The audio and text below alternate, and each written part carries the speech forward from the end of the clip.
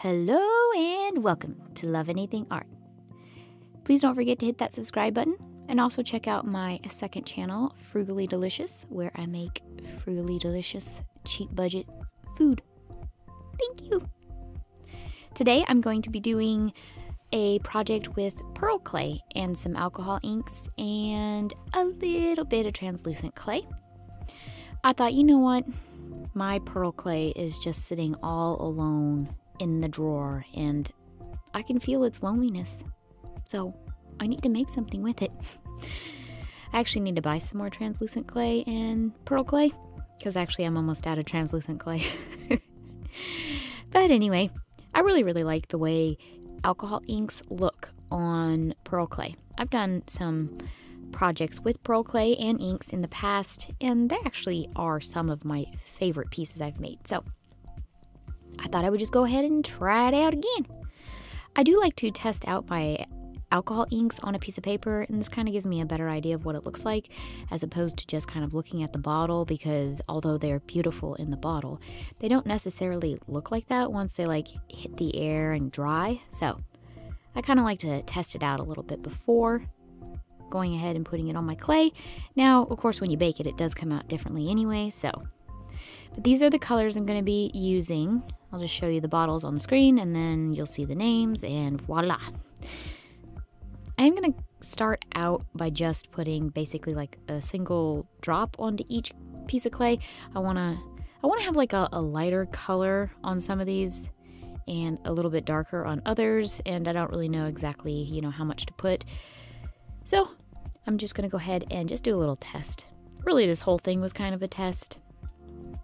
And it comes out with like Christmas colors, which I'm always afraid of using red and green together because I'm just like,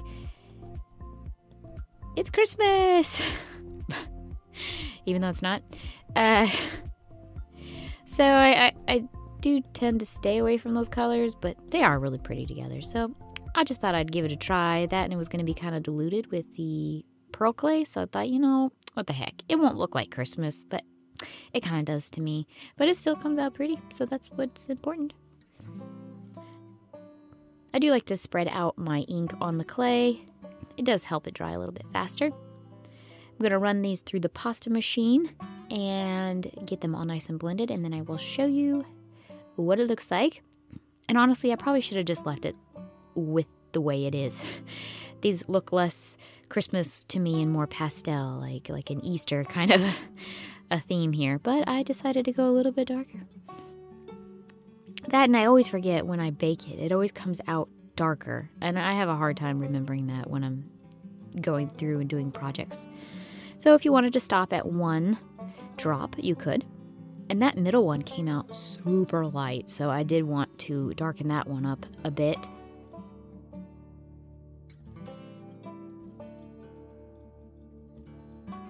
They each have about 4 drops at this point. And then I decided actually I don't like this color.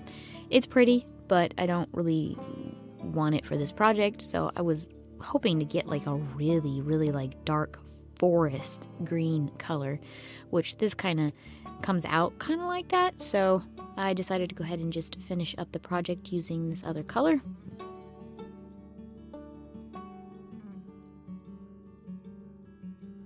And again, just 4 drops. Of course, it's going to be a little bit different because I did have the original green on there that I mixed in, but I didn't really think it was going to be that big of a deal. I was looking for something that dark of a green, but once it gets blended, it comes out very Christmassy. And that stone color actually really is pretty, the one in the middle.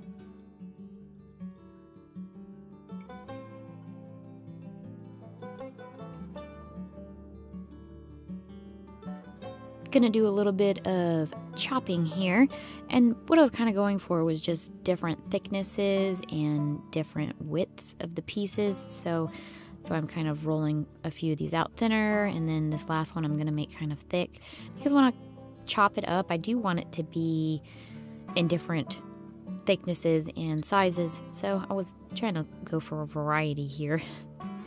So that's what I'm doing.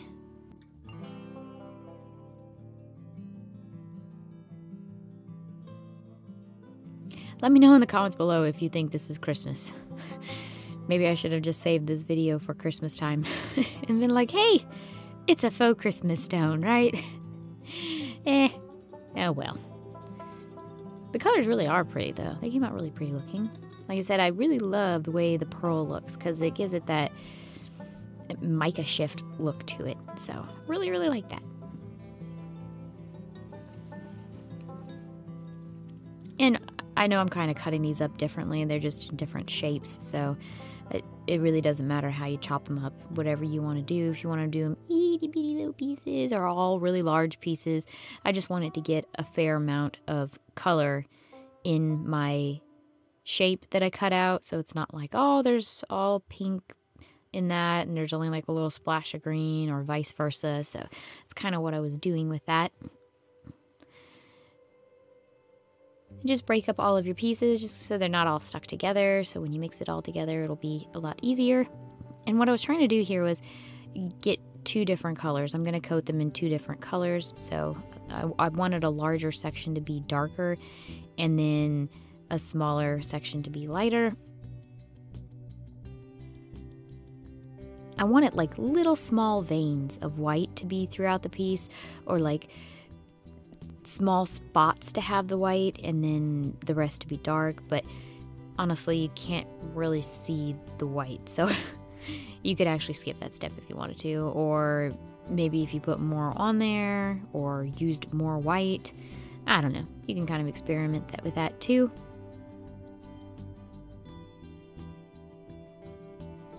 Usually when I put the snow white on there, it comes out with a really pretty veiny white marbling look throughout the piece. And I don't have a black alcohol ink, so this is the closest thing I have, which is the gunmetal, which is pretty dark. And it also has some glitters in there, so that was really nice. It kind of adds to the motif of the pearl clay. And I did let mine dry pretty thoroughly before mixing them because I was hoping that would kind of separate the colors a lot better, like, you know, the white from the gunmetal. And I do save my tin foil and wipe it off, and then I just reuse it again. So, you know, you gotta recycle when you can recycle. How's everybody else out there in the old land of the world? Is everybody doing all right? Anything going on? Anybody got any crazy plans? Like they're gonna travel across the country and go somewhere for the holidays? Or if you celebrate the holidays, we got Thanksgiving coming up here in the US. Let me know in the comments below. I would love to chat with people and just kind of connect and see what's going on in your world. And maybe you're doing a clay project. Maybe you're setting up for some kind of event where you're going to sell some of your jewelry that you make. I'd love to hear about that.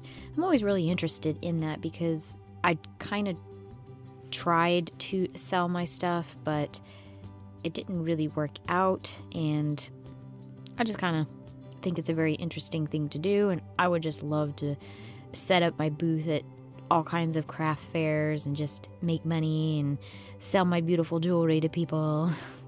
But I know one of my viewers, she also has a YouTube channel. She does sell her jewelry, and I think that's really cool. I commend her and her efforts, and I know it takes a lot of work to go out there and sell your stuff and to set all that up, and I know collecting payment and all that jazz. So I envy people who can kind of pull that all together and do that.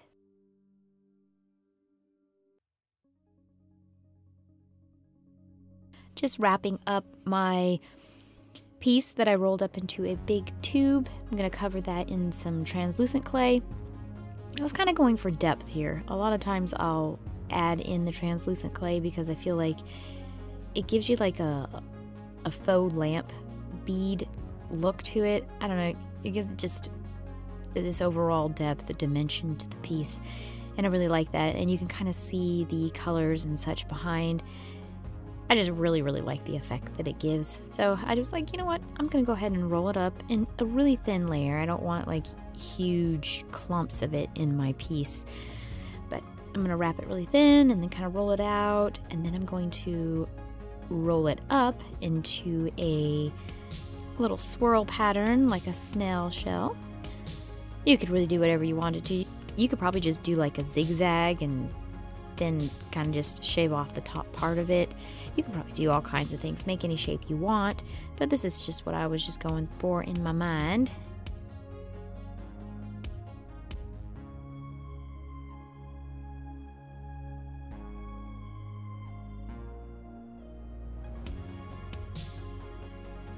And I very carefully am going to cut it in half. Just literally going super slow, and then you saw that I took my blade out a little bit and, you know, kind of put it back together and then started pushing it down all the way, because it is a little difficult to get like it completely down the center, but I was quite proud of myself. I did a pretty good job. I took it nice and easy, slow as you go, and then just kind of put it back together. You could just leave it separate and then make 2 earrings. I could have done that, but I was trying to make a really long piece so that I could make multiple pieces out of it, but I ended up only doing a few pieces. So, or I did one from this, and then, or I actually did 2 pieces from this, and then I kind of did a couple of scrap pieces. I didn't show those in the end of the video, but I did show you what I made from this piece.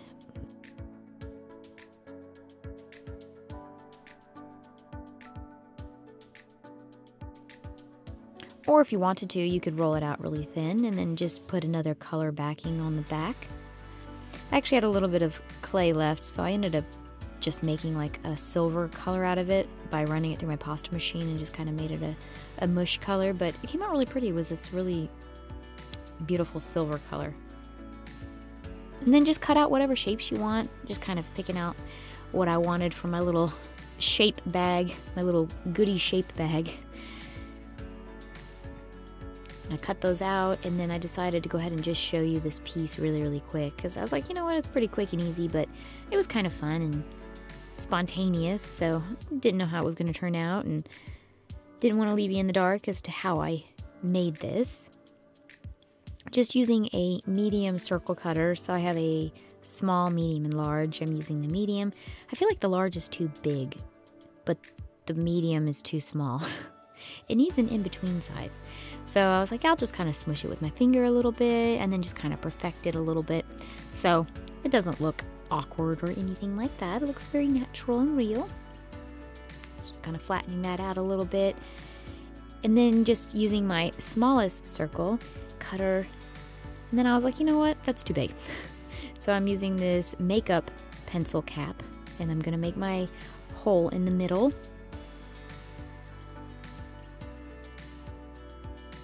Kind of looks like an earth before I cut it, with all the little swirl marks and patterns and like sections and pieces. And you can keep that center piece and make an earring out of it if you wanted to. You could cut out 2 of them and make 2 like little dot earrings.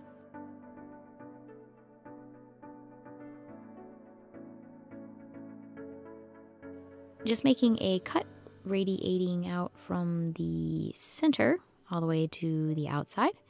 Now you could just leave it just like this and kind of part it a little bit so you can kind of see the gap, but I was kind of going for more of a smooth look. So just going to go ahead and smooth out all of the edges with my fingers. And when I bake this, I'm actually going to put it on the back of a spoon so I can get more of a domed look. I kind of like that. It gives it a nice little extra pop to your pieces instead of it kind of just being a very flat, one-dimensional, I guess you could say one-dimensional kind of a look to it. So just kind of perfecting my piece. And this is the scrap piece. I didn't think I showed it at the end. But just kind of mixed it all up and cut out a shape. I thought it was kind of fun. So just went ahead and showed you. I did not resin this piece, so this is what it looks like after baking. This piece I did resin the front but not the back, and that's that little dimension that I'm talking about. And it's just like this little, almost like rock piece that's like stuck in there or something. I don't know. I really like it. Maybe that's just me. And then that's the back. Like I said, I didn't resin it. I was like, you know what? I'm going to be a rebel. And I'm just not going to resin the back. And these are my favorite. This is the first piece that I cut. And I really like the shape too. Just kind of playing around with shapes here. It's nice to come up with new shapes. It's really hard to always be like, I'm just going to cut out this oval. I'm just going to cut out this oval. I'm just going to cut out this oval. So I try to do different shapes because it makes it fun. And I hope you enjoyed this video, and don't forget to hit that subscribe, like. I hope to see you next week. Please check out my Frugally Delicious Food channel, and I appreciate each and every one of you. I really, really do. Thank you so much for watching. Bye!